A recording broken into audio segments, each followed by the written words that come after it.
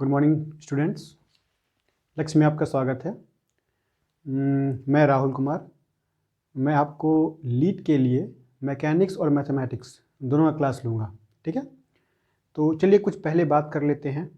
क्या होता है लीट, इसमें क्या सिलेबस है और क्या हमें पढ़ना है, इसका क्या पैटर्न है, ये सारा हम डिस्कस कर लेते हैं।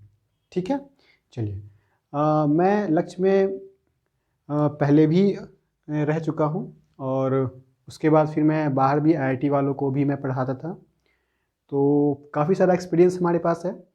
आप बिल्कुल टेंशन नहीं लीजिएगा कि कैसे पढ़ना है, क्या करें, कैसे क्वालिफाई करें। लीट में क्वालिफाई करना मेरे वजह से या फिर किसी और तरीके से बहुत ज़्यादा आसान है।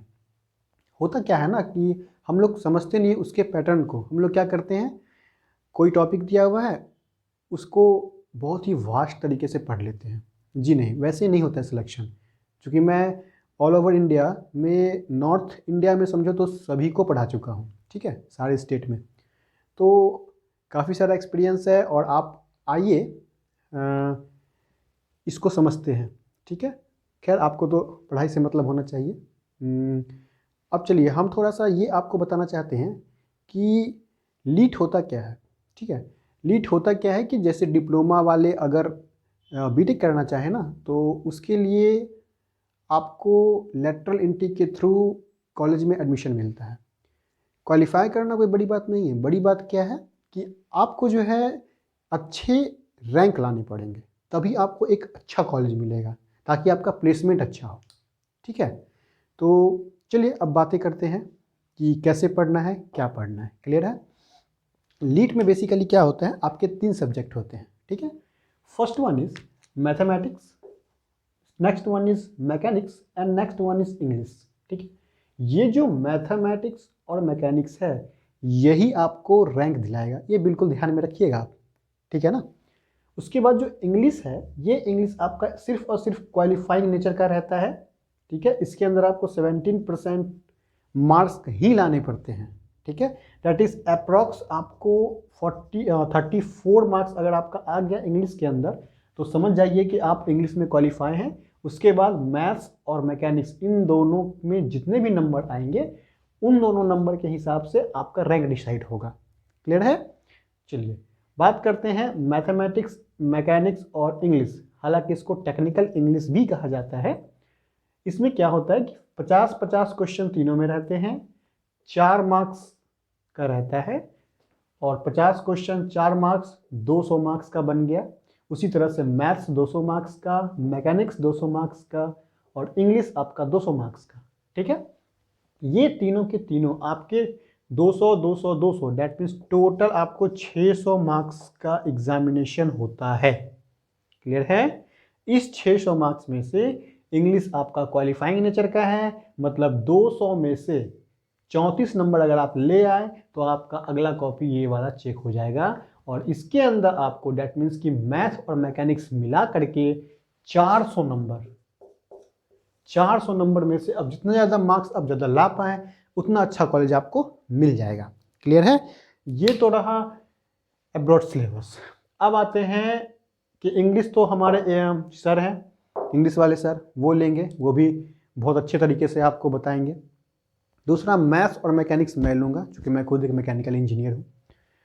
तो बात करते हैं बीटेक में क्या पढ़ना है, एमटेक में क्या पढ़ना है, वो मुझे पता है, लेकिन आपके पॉलिटेक्निक के लिए बहुत ही आसान सब्जेक्ट है मैकेनिक्स भी और मैथमेटिक्स भी।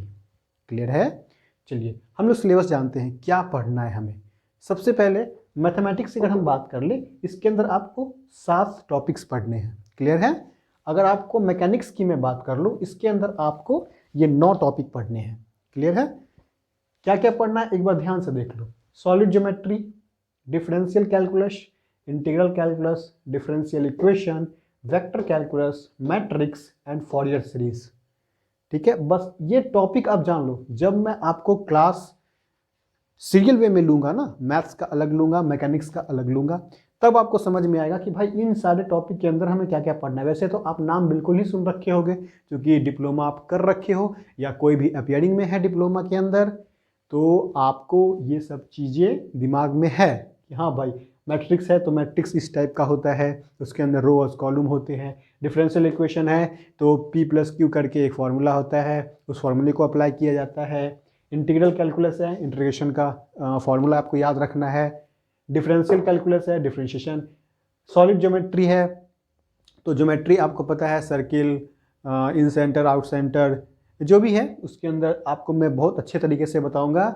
और फॉरियर सीरीज ये तो आपने पढ़ ही रखा होगा, क्योंकि फॉरियर सीरीज बस एक मेथड है फॉरियर सीरीज का, और 100% उसी से क्वेश्चन आते हैं। ठीक है, इसके अंदर आपका अगर मैं वेटेज की बात करूँ ना, तो मैट्रिक्स एंड डिटर्मिनेंट्स ये आपका एक ऐसा टॉपिक है जिससे 16 मार्क्स कन्फर्म पूछा जाता है।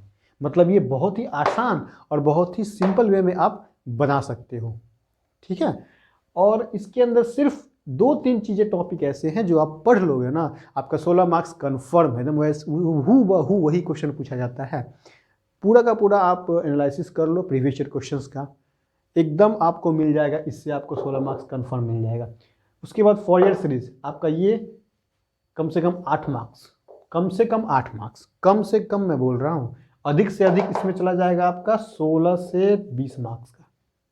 समझ रहे हो ना, 7 टॉपिक तो है ही, आपको 200 नंबर का क्वेश्चन पूछना है, 50 क्वेश्चन पूछना है। अगर 7 टॉपिक ही पढ़ना है, 50 क्वेश्चन पूछना है, तो समझ सकते हो कि कम से कम 7 क्वेश्चन एक से रहेंगे मिनिमम, है ना, क्योंकि सभी को आपको इंक्लूड करना है। दूसरा मैं बात करता हूँ मैकेनिक्स की। मैकेनिक्स के अंदर क्या करना है, सबसे पहले इंट्रोडक्शन, वेक्टर मेथड पढ़ना है आपको, सिस्टम फोर्स पढ़ना है, इक्विलिब्रियम पढ़ना है, फ्रिक्शन पढ़ना है, kinematics and kinetics of particle. भाई पार्टिकल ये चीज़ याद रखना, पार्टिकल के बारे में पढ़ना है, और kinematics and kinetics of rigid body, rigid body को भी पढ़ना है। ठीक है, उसके बाद आपको impulse and momentum, work energy, power, बस यही 9 टॉपिक है। अगर आप ये 9 और ये 7 16 टॉपिक अगर आप कर लेते हो, आपका रैंक इतना अच्छा आ जाएगा कि कुछ कहने का नहीं। जो कॉलेज आप चाहोगे, टॉप 100 कॉलेज, टॉप 100 तो मैंने बहुत ज़्यादा बोल दिया, आपको टॉप 10 कॉलेज मिल सकता है। ठीक है, इंजीनियरिंग के लिए 3 साल का इंजीनियरिंग करना है आपको डिप्लोमा के बाद।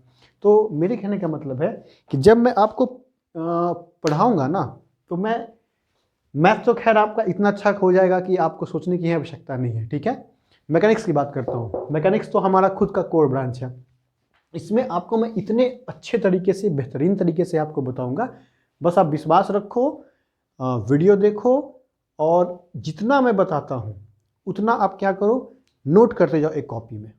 ठीक है, चलिए मैं बात करता हूँ मैकेनिक्स की। मैकेनिक्स का मैं सबसे पहले 2-3 वीडियो आपको ऐसा दूंगा जो कि इंट्रोडक्शन होगा। इंट्रोडक्शन का मतलब ये है कि आपको इस पूरे के पूरे मैकेनिक्स में क्या पढ़ना है उसका मैं एक ब्रीफ नॉलेज, मतलब ओवरव्यू दे दूंगा 2 से 3 वीडियो में। उससे क्या होगा ना, आपकी समझ विकसित हो जाएगी कि हाँ भाई हमें ये पढ़ना है। जैसे रिजोल्यूशन ऑफ फोर्स कैसे रिजॉल्व करते हैं, कैसे क्या करते हैं, सब मैं बताऊंगा। क्लियर है?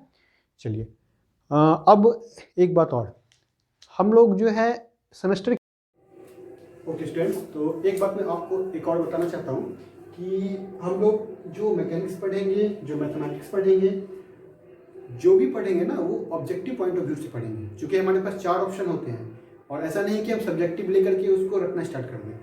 तो करना क्या है हमें, किस तरह से ऑब्जेक्टिव बनाएंगे, मैं आपको सारा कॉन्सेप्ट दूंगा, शॉर्टकट ट्रिक दूंगा, जो कि आपको एग्जामिनेशन हॉल में जो 4 ऑप्शन होते हैं, ऑप्शन को एलिमिनेट करने का तरीका सिखा दूंगा।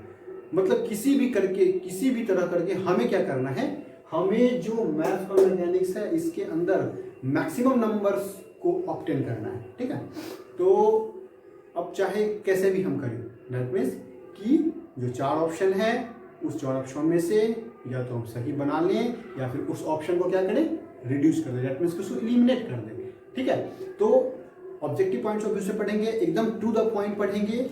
सिलेबस के मैं इर्द गिर्द जितना भी आपका टर्म्स आएगा सबको मैं एक्सप्लेन कर दूंगा। बस एकदम आप लोग मेहनत कीजिए, और आगे हम लोग क्या करेंगे, इसको कंटिन्यू करेंगे। ठीक है, एक बात और, जो मैकेनिक्स है ना, इसका मैं 2-3 वीडियो ऐसा आपको दूंगा जिसमें कि ओवरऑल मैकेनिक्स क्या होता है, मैकेनिक्स की एक समझ विकसित हो जाएगी आपके अंदर। ठीक है, चलिए, थैंक यू।